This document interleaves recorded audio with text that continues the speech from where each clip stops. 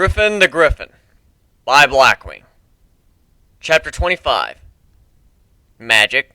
I woke up with a massive headache. Bringing my hand to my head to try and dull the pain, I sat up. Hand? The fuck? I scrambled on my knees, looking at the floor. I was at the top of the treehouse. I couldn't see it clearly, though, and I reached into my pocket, pulled out my glasses, and put them on my face, my vision clearing up. Pocket? Since when do I wear clothes? I haven't done that since I stopped being human. Forma versus true form. Shit! Looking up, I spotted Gilda, who was with me on the ground, looking very big. Trixie was about the same size as me sitting. The dogs were somewhat larger, and Nadine was a tower. Gilda very carefully picked up her arm and poked me. Hey guys, what's up? They all recoiled when I spoke, as if they were looking at some monster, except for Nadine, who got a strange look in her eye. I stood, and when I did, they all took a step back. Standing, I was about a foot taller than Gilda and Itch, half a foot taller than Growl, 3 foot taller than Trixie, and half a foot shorter than Nadine. I'm about 6'3", so that gives you a pretty good idea to where their heights are. I cracked my neck and back, making them shudder. Griff, is that you? Gilda asked, while the dogs looked like their brains had broken and Trixie's jaw was on the floor. Mirror, now. Gilda pointed behind me where I saw Hades leaning against the wall. I could easily see my reflection, since it was night and the moonlight shone directly on his black, shiny surface. I was wearing a red and black Volcom shirt and blue Wrangler jeans. I looked like myself, but drawn and animated, so no blemishes. Pale skin, a slight stubble, and anime eyes and hair? Why the hell do I look like a brunette Cloud Strife? Is that what passes as a human around here? I tried lifting my sword, and while easier to grasp as I had proper hands, it was about twice as heavy as I remember it, meaning that while I could carry it, it would be too difficult to swing. At that point, Nadine brushed up against me, starting purring, and then rubbed her face on me like how a cat does to something it likes. Okay, awkward. And what the hell? I'm a weakling now. Change me back. A weakling? At which point, Gilda pounced on me as I wasn't able to offer any resistance at all. Hey, sexy, come here often? Gilda looked at me with a mix of laughter and disgust. She climbed off and I sprang to my feet. You really are an alien. I honestly just thought you were crazy, Trixie admitted. And now you know, because knowledge is power. Yep, it's him. Nobody else says weird shit like that, Gilda deadpanned. Seriously, though, turn me back, like, now. I don't know how.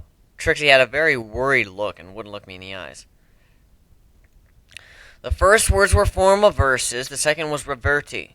True form and return. It's a toggle. Say one and it dispels the illusions, transformations, and such. Say the second and it releases them. I was on the Temple of Hidden, so it was a weapon against shapeshifters and tricksters. It lets you reveal them. That could be useful. Seriously, though, turn me back. Trixie said the words, my vision flickered, and I was back to my normal feathered self. Nadine pounded and backed off. I guess when I was human, she liked what she saw. Definitely don't want to go without these, I said as I stretched my wings. Alright, give it here. It's time for some more tests. After getting the amulet from Trixie, I didn't put it on quite yet. I examined it, and it glowed with a pale blue light distinctively faded from before, but it looked as though the light was slowly returning. I took out a book on gems and began reading through. I see. It's a gem that automatically charges itself with ambient magic. It has a constant, albeit slow, recharge, and it's been altered to do something specific. The metal amulet it's set in offers protection from an area effect trickery dispel caused by the gem. I see, so if I say forma versus, my vision flickered as I turned human. While holding but not wearing it, I still change. Then I put the amulet on. If I say reverti while wearing it, nothing happens, but if I take it off and Rarity. I became a griffin once more. So it only protects the spell if worn. This means I could just carry it around for easy transformations. Form of verses. Human again. The first time it happened, I'd blacked out, but now I just get a bit of a vision flicker as my eyes changed. Reverty. Griffin again. Stop doing that, it's freaky, Trixie begged. Nope, it's way too much fun. Forma verses. Forma verses. Hey! The gem had an almost non-existent glow. Well, looks like I can only go 6 times, 3 either way, before it's out of juice and needs a recharge. Well, Griff, if you're done screwing around, don't you think we should be getting some shut-eye? Gelda scolded. Yes, we need to see if sleep deprivation is what's causing your morning sickness. Geez, she makes it sound like I'm pregnant. Yeah, fine, we'll get some sleep. There's got to be more ways to use this. Maybe I'll think of them in Dreamland. Okay, so forma versus and revert. For Latin, right? Latin was always considered the language of magic. This gem has been made specifically to deal with shapeshifters and illusionist tricksters, basically. The gem was probably charged, so that's all it can do, but it can do more frequently, with the amulet being a safeguard for whoever is wearing it. What about other gems? Whenever I saw magic in the show, it was always a kind of build-up and release around the horn. Well, except telekinesis, but that's supposed to be a low-level spell. The gem from before would shimmer slightly when I focused on it, like a lesser version of the amulet. So, if we can charge gems and have them hold magic like a battery, rather than forming a spell that requires a unicorn, we can use Latin for the release? I'll have to test it in theory. Trixie casts a low-level light spell on them, which holds for about an hour. If she just filled them with neutral magic instead, we could activate them whenever we wanted, and they could probably do more than just light things up. I gotta remember my Latin. Oh crap, not this again. I found myself in familiar darkness. I tried to fly away and succeeded to do so only before the Red River came. Much to my dismay, the torrent followed me. In a void where up and down have no meaning, the black blood simply chased me until it caught me, pulling me into it. Trying to grasp for air, it fills my mouth with a sour taste. Ah! I awoke, panting for breath. Everyone else was already up, and looking worried. What time is it? It's about 2 in the afternoon, Nadine told me, looking out our sundial, yet another thing I had made using my knowledge. You let me sleep in for 16 hours? You look like you needed it. Dream again? Gilda asked. Yeah, the blood river followed me into the sky and grabbed me. Here. Nadine threw a vial of the blue stuff, which I drank with haste. As it turns out, the stuff actually tastes horrid, but she mixes blueberries with it to make it so you don't throw up. And that's what makes it blue. Healing ones are black, made with blackberry. She flavors and scent codes her potion. After all, when you're colorblind, you have to think creatively. Trixie was practicing with throwing a bright yellow ball around. She made an explosion and held it in place, then whipped it around. She was chasing Etch with it and Growl with it, who were using that as a way to practice dodging. It slammed into the shorter dog, popping the bubble and knocking him over. After I drank the potion, my head stopped hurting, and I finally had some semblance of wit, so I began to explain what I had thought of. Guess what, everyone? It's time for science! And not just any science, magic science! With my wonderful assistant, Trixie. Collect the gem lamps and form around the camp, will ya? She did as I asked, while Gilda, Nadine, Etch, and Growl all sat, waiting for me to speak. In human myth and legend, wizards and sorcerers would find magic, then with words, most commonly Latin, form spells to release the magic as a usable form. They would oftentimes carry a staff or wand made of material that channels magic easily. Unicorn horns are specifically tuned to the pony they belong to, but gemstones are neutral, meaning that anyone can use them.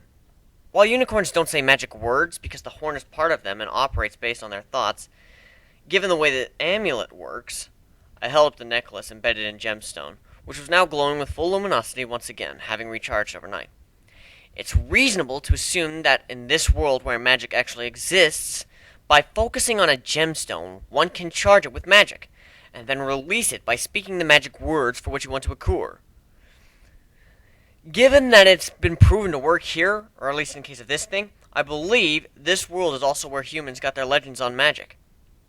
Trixie had gathered the 8 gem lamps from around the camp and brought them before me.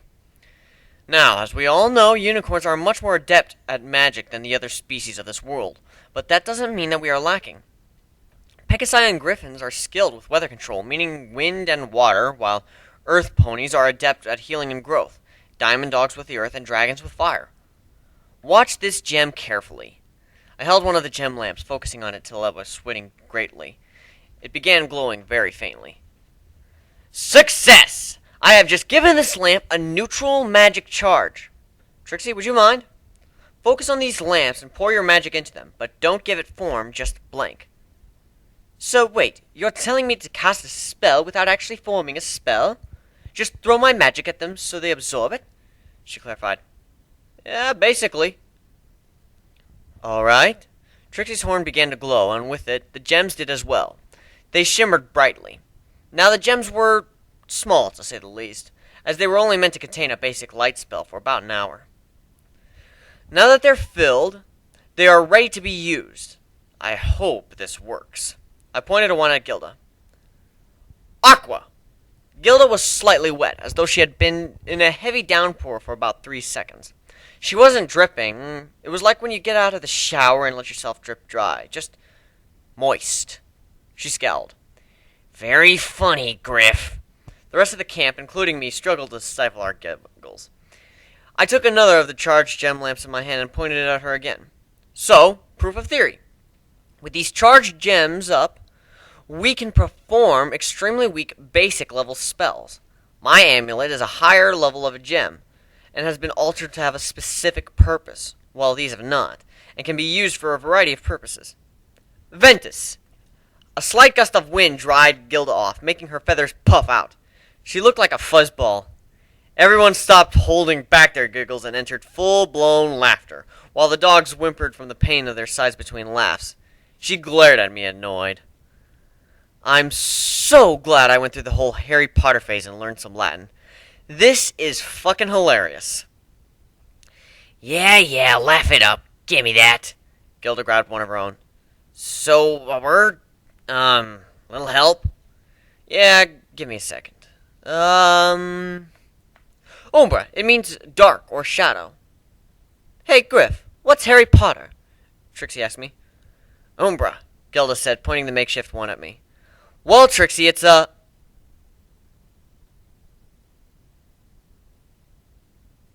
he's a wizard. Wait, what the hell? Yeah, I was kind of expecting it to, get dark, Gilda asked. Hold on. Oh! Umbra can also mean silence, although it's not normally used like that.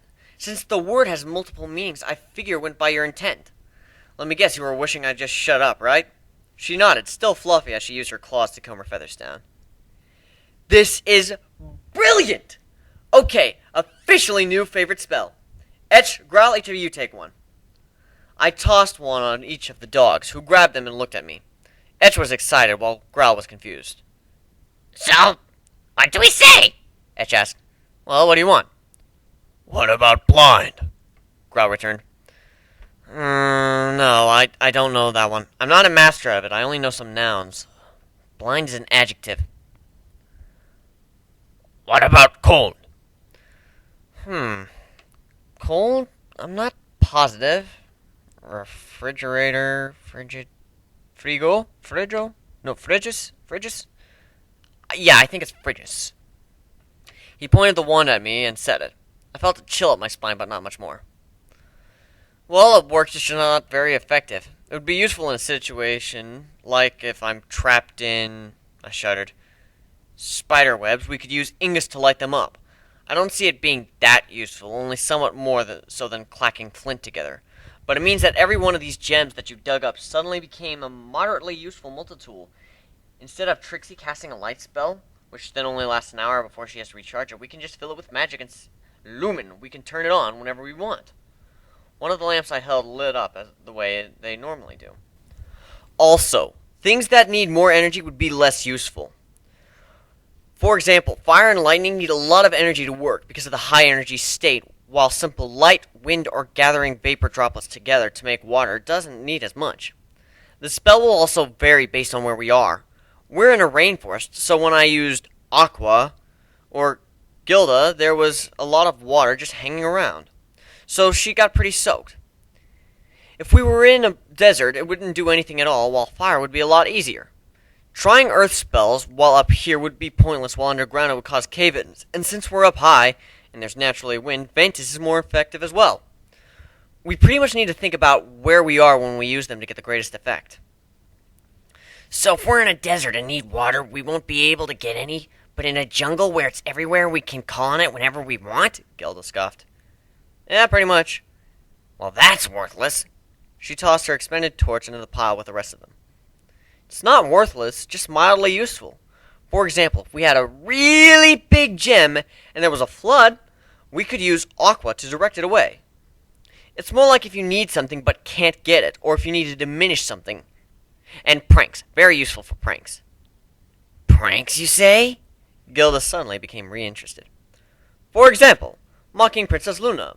When speaking to our subjects, it is tradition to use the royal we and use... Sonar. This much for you! Etch and Growl covered their ears, while Gilda and Trixie had a laugh riot. Nadine didn't get the joke. I guess it acts as an amplifier. I had to yell, but it came out much louder than normal. Oh, I can see having lots of fun with this one. I picked up another one. Sonar! What happened? I looked to see Etch, pointing his one at me. You used Umbra, didn't you? He nodded. Too loud? He nodded again, and everyone broke out in laughter once more. Nadine used Ingus and set the treehouse on fire, and that was the last charged lamp we used, so we set out about trying to contain it, while Trixie recharged them. She then used Aqua with all of them, not only dousing the fire, but the lot of us, and we all agreed not to use fire spells around flammable things anymore.